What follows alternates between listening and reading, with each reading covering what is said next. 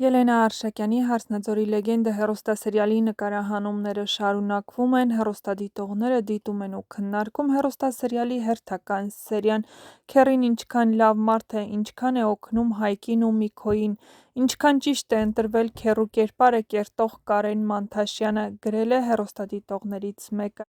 Վերջապես Հայկ ջան, վերջապես հասկացար, որ ուղեղդ միայն Նարեի համար է աշխատում, Միքոյի մասին չես հետաքրքրվում: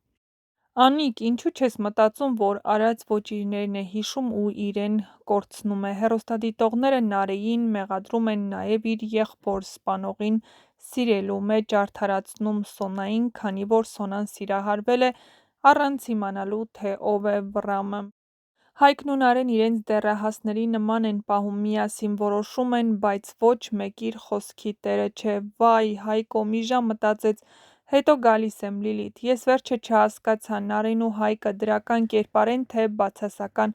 Երկուսն էլ սխալ ընտրություն են արել: Ահա այսպիսին էին այսօրվա սերիայի մեկնաբանությունները: Համակարծիք չեք, ապա գրեք ձեր կարծիքը: